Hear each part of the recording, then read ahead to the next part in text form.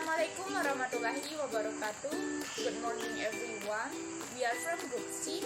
Thank you very much for coming to see our presentation in this beautiful morning. The Honorable Miss Rika Afrian is our lecturer, and then all my beloved friends. Okay, before we start the presentation in this beautiful morning, I would like to introduce our member.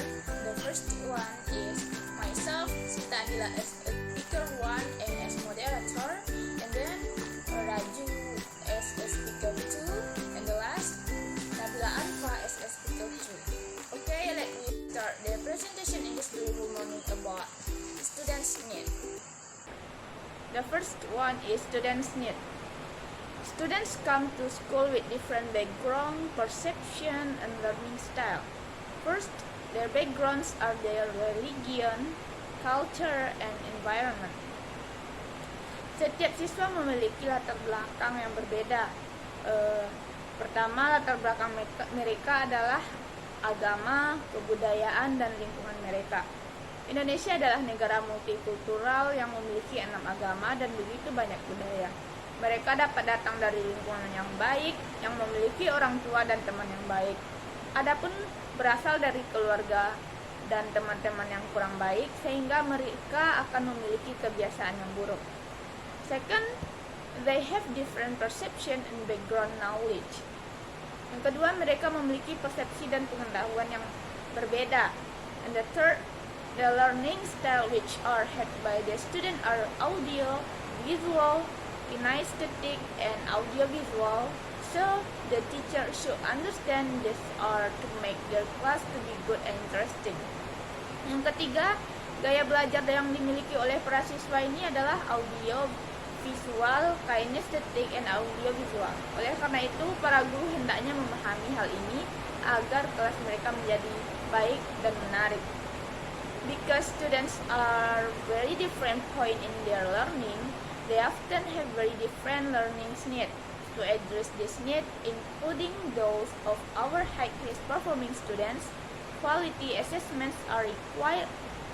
Untuk memenuhi kebutuhan siswa yang berbeda, penilaian kualitas yang diperlukan adalah the first one is establish the point that individual have reached in their learning. Tetapan pokok yang telah dicapai orang dalam proses belajarnya. And the secondly, identify special strength and talents. Sebutkan kelebihan dan bakat khusus. And the last, assist in meeting unique learning needs. Membantu dalam memenuhi kebutuhan pembelajaran yang unik. Discuss the result of meeting student needs, upon learning, and classroom behavior. Students communicate with their instructors to satisfy certain academic, personal, and interpersonal needs.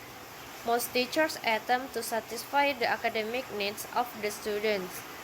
They feel an educational commitment or obligation to fulfill these needs, but other students' needs often are neglected.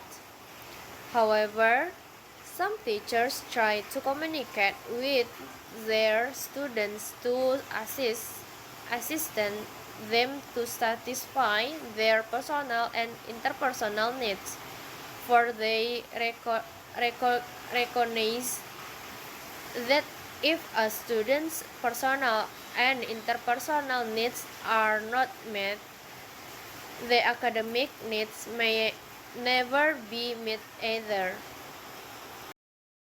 And the next, measuring student effect.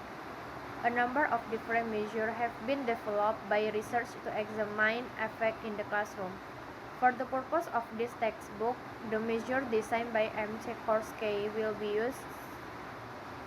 This instrument measures students' attitude toward the first, instructor of the course or teacher evaluations. Second one, content of the course or effective learning, along with measures of higher order level of student effect. The third, taking additional classes in the subject matter, and the last, taking additional classes with the teacher. Dimension 2 and 3 are in congruence with Creswell, Bloom, and Mises. conceptualizations of the affective domain in learning. Dimensions 1 and 4 represent teacher evaluations. Traditional interpersonal need models. Needs are of an internal or external nature. Needs that have an internal nature are often fulfilled by the individual.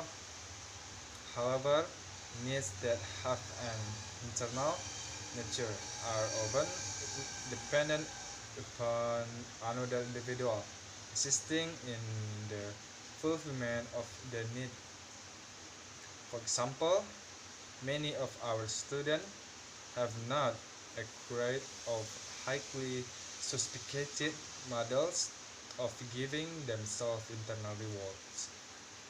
Hence, they expect us to fulfill their external needs in order for them to feel good internally about themselves. This places us in a very precarious and risky situation. We want our students to be able to reward themselves internally.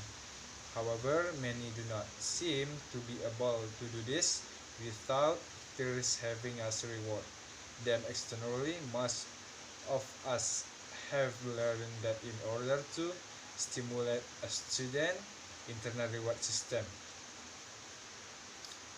we have to first reward their external reward system through communication and effect. Student fulfillment of needs is linked with how successfully the teacher is able to fulfill those needs through communication and effect building strategies. Host higher order thinking skills. Definition of HUD's higher order thinking essentially means thinking that takes place in the higher level of the hierarchy of cognitive processing. Bloom's taxonomy is the most widely accepted hierarchical arrangement of this sort in education, and it can be viewed as a continuum of thinking skills, writing, with knowledge level thinking, and moving eventually to evaluation level of thinking. Carry out of complex analysis or tasks that require planning, management, monitoring, and adjustment. Exercise judgment in situations where there aren't clearly right or wrong answers, but more and less useful ways of doing things. Well, I think that's all about our presentation in this beautiful morning. Thank you very much for your attention, and I'm so sorry for our mistake. See you in the next time. Assalamualaikum warahmatullahi wabarakatuh.